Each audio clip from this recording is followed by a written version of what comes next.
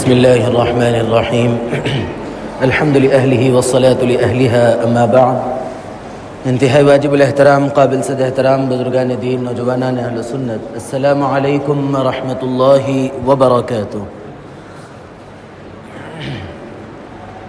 ذی الحجہ کا مہینہ چل رہا ہے۔ اس مہینے کے اندر جہاں عبادات کے تعلق سے ہماری کچھ یادیں وابستہ ہے، اسی طرح ہماری تاریخ بھی اس کے ساتھ کچھ وابستہ ہے۔ جیسا خلیفہ سوم حضرت عثمان ابن عفان رضی اللہ عنہ کی شہادت اسی ماہ کی 18 ذی الحجہ کو ہوئی، اور اسی مہینے کی 27 تاریخ کو حضرت عمر رضی اللہ عنہ پر حملہ ہوا تھا، اور پھر 1 محرم الحرام کو ان کی شہادت ہوئی تھی۔ اسلام کی تاریخ شہادتوں سے بھری پڑی ہے۔ اگر اسلام کے اندر شہادت مصیبت ہوتی یا شہادت نعمت تصور نہ کیا جاتا تو پھر اسلام اپنی تاریخ کے اندر کبھی بھی شہداء پیدا نہیں کر سکتا تھا۔ خود جناب نبی کریم علیہ الصلاۃ والسلام نے تمنا فرمائی، اور ایک مسلمان کے ایمان کی تکمیل کے لیے اس کو شہادت کی تمنا رکھنا اس کے ایمان کی تکمیلیت کو بتاتا ہے۔ یعنی کسی شخص کے اندر اگر شہادت کی تمنا نہ ہو تو وہ شخص اپنے ایمان کے اعتبار سے مکمل نہیں ہے۔ یعنی ہر مسلمان کو اپنے دل کے اندر جو موت ہوگی وہ موت شہادت کی موت کی تمنا کرنا ہے، اور شہادت کی موت جن لوگوں کو نصیب ہوتی ہے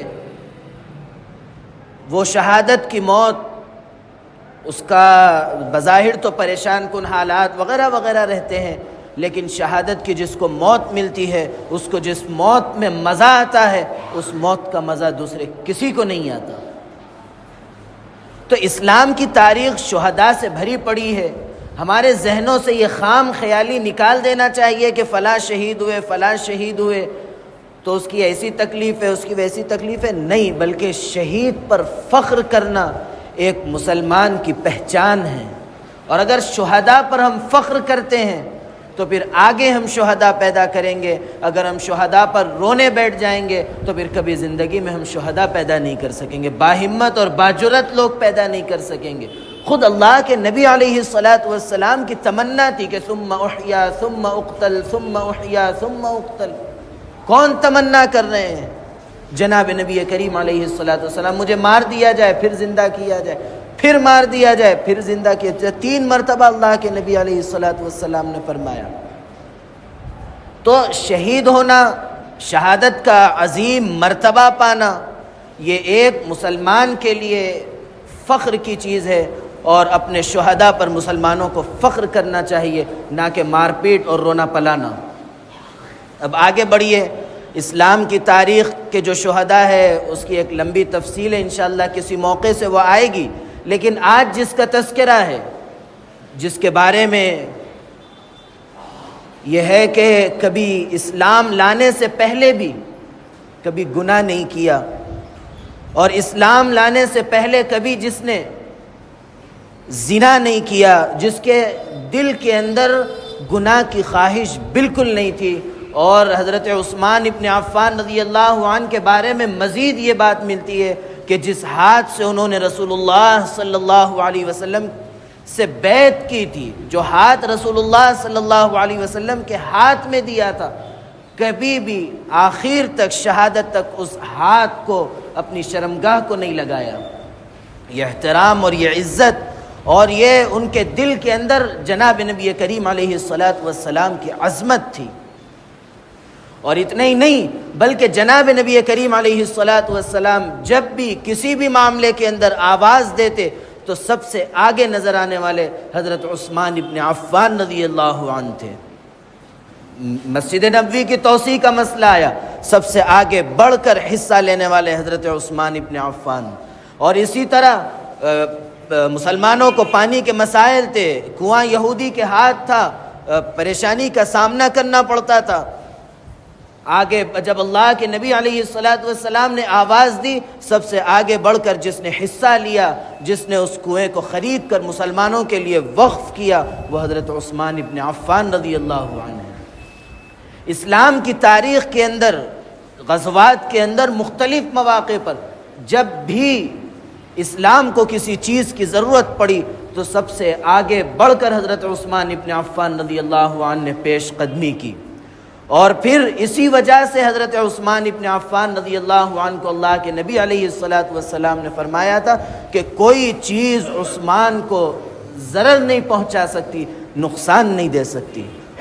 اور جب بھی حضرت ابوبکر رضی اللہ عنہ کے دور میں قحط سالی آئی، مدینے کے اندر بعض لوگ مدینہ منورہ کو چھوڑنے کی سوچ رہے تھے، قحط سالی کی وجہ سے رزق کی تلاش میں حضرت عثمان بن عفان رضی اللہ عنہ نے اونٹوں کے اونٹ لا دیے اور مدینہ منورہ کے اندر تقسیم فرما دیے. یہ اسلام کے لیے اور مسلمانوں کے لیے خرچ کرنے والے اور اسلام اور مسلمانوں کے لیے اپنے آپ کو قربان کرنے والے صحابی تھے. اور اسی صحابی کی جناب نبی کریم علیہ السلام سے 4 رشتہ داریاں تھیں. سب سے پہلی رشتہ داری یہ کہ حضرت عثمان ابن عفان رضی اللہ عنہ کے جو 6 نمبر کے دادا آتے ہیں وہ اللہ کے نبی علیہ السلام کے بھی دادا. دوسرے نمبر پر جو رشتہ داری ہے وہ یہ کہ حضرت عثمان رضی اللہ عنہ کی جو والدہ تھی عروہ، اور ان کی جو عروہ کی جو والدہ تھی ام حکیم بیضہ، یعنی حضرت عثمان ابن عفان رضی اللہ عنہ کی نانی اللہ کے نبی علیہ السلام کے والد حضرت عبداللہ کی جڑواں بہن تھی. یعنی حضرت عثمان ابن عفان رضی اللہ عنہ کی پھوپھی حضرت عثمان ابن عفان رضی اللہ عنہ کی نانی اللہ کے نبی علیہ السلام کی سگی پھوپھی تھی. اور تیسری رشتہ داری جو اللہ کے نبی علیہ السلام سے حضرت عثمان ابن عفان کی ہے وہ یہ کہ اللہ کے نبی علیہ السلام کے 2 بیٹیاں حضرت عثمان ابن عفان رضی اللہ عنہ کے پاس آئیں. حافظ ابن حجر نے یہاں تک کہا کہ حضرت آدم سے لے کر اللہ کے نبی علیہ السلام تک کسی بھی نبی کی 2 بیٹیاں کسی ایک شخص کے پاس نہیں گئی سوائے حضرت عثمان ابن عفان رضی اللہ عنہ کے. آپ ذرا غور کیجئے، آپ اگر کہیں رشتہ دیتے ہیں، آپ کہیں رشتہ کرتے ہیں تو تحقیق کرتے ہیں، بچے پر اعتماد آتا ہے تب اپنی بچی کو دیتے ہیں. حضرت عثمان ابن عفان رضی اللہ عنہ کے بارے میں اللہ کے نبی علیہ السلام نے ارشاد فرمایا تھا، جب آپ کی پہلی بیٹی کا انتقال ہوا تو اللہ کے نبی علیہ السلام نے اپنی دوسری بیٹی پیش کی، اور جب دوسری بیٹی کا بھی انتقال ہو گیا تو اللہ کے نبی علیہ السلام نے فرمایا کہ اگر 70 بیٹیاں ہوتی تو یہ کے بعد دیگرے میں تم کو دیتا، کیونکہ مجھ سے بہتر خسر کوئی نہیں اور تم سے بہتر داماد کوئی نہیں.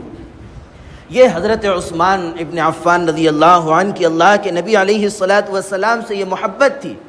اور پھر آگے بڑھ کر جو 4تھی رشتہ داری ہے کہ حضرت عثمان ابن عفان رضی اللہ عنہ کے ایک بیٹے تھے عبداللہ.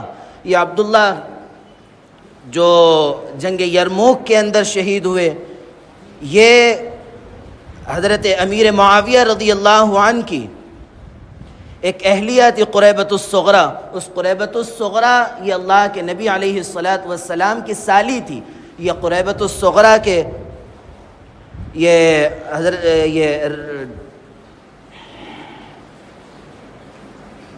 کدھر ہو گیا؟ ہاں، تو یہ قریبۃ الصغریٰ کے یہ عبداللہ نواسے تھے، یعنی اللہ کے نبی علیہ السلام کی جو حضرت عثمان ابن عفان رضی اللہ عنہ سے جو 4تھی رشتہ داری بنتی ہے وہ یہ کہ حضرت عبداللہ کے جو حضرت عبداللہ ابن عثمان کی جو نانی ہے وہ اللہ کے نبی علیہ الصلوۃ والسلام کی سالی ہے۔ اور پانچویں رشتہ داری جو ان تمام رشتہ داریوں پر بھاری ہے وہ یہ ہے کہ اللہ کے نبی علیہ الصلوۃ والسلام سے حضرت عثمان ابن عفان رضی اللہ عنہ کا جو رشتہ تھا وہ رشتہ صحابیت کا رشتہ تھا، جو ان تمام رشتہ داریوں پر بھاری اور قربت والا رشتہ تھا۔ یہ حضرت عثمان ابن عفان رضی اللہ عنہ کے سلسلے میں کچھ باتیں تھیں، اور اسی شخص کو جب آخر وقت آیا بھوکا پیاسا رکھ کر شہید کیا گیا، اور دروازے پر پہرے داری کون کر رہے تھے؟ یہی حضرات حسنین کر رہے تھے۔ یہاں سے انہوں نے اپنے چچا سے سیکھا کہ بھوکے اور پیاسے رہ کر شہید ہونے میں کیا مزہ ہے، انہوں نے اپنے چچا حضرت عثمان ابن عفان سے سیکھا تھا۔ یہ حضرات صحابہ کی جناب نبی کریم علیہ الصلوۃ والسلام سے اور آپ کے خاندان سے یہ محبتیں، یہ الفتیں اور یہ قرابت تھی جو حضرات صحابہ کے مرتبے کو، عظمت کو بلند کرنے کے لیے کافی ہے۔ ہم سب یہ عہد کریں کہ ہم حضرات صحابہ اکرام رضوان اللہ تعالی علیہم اجمعین کی تاریخ پڑھیں گے، اپنے آنے والی نسلوں کو پڑھائیں گے۔ جو حضرات صحابہ کے ساتھ بددیانتی ہو رہی ہے، ان کی شہادتوں پر مختلف چیزیں ہوتی ہیں، ان چیزوں کو ہم اپنے ذہنوں سے بچوں کی ذہن سازی کر کے نکالے اور صحابہ کی عظمت ان کے دلوں میں بیٹھائے۔ اللہ رب العزت ہم سب کو توفیق عمل نصیب فرمائے۔ اللہ رب العزت ہم سب کے دل میں صحابہ کی محبتیں، صحابہ کی عظمتیں ہمارے دلوں میں بیٹھائے۔ اللہ رب العزت کہنے سننے لکھنے پڑھنے سے زیادہ عمل کی توفیق عطا فرمائے، عمل کی باتوں پر عمل کرنے، بچنے کی باتوں سے بچنے اور عقیدے کی باتوں پر عقیدہ رکھنے کی توفیق عطا فرمائے۔ آمین وآخر دعوانا ان الحمد للہ رب العالمین۔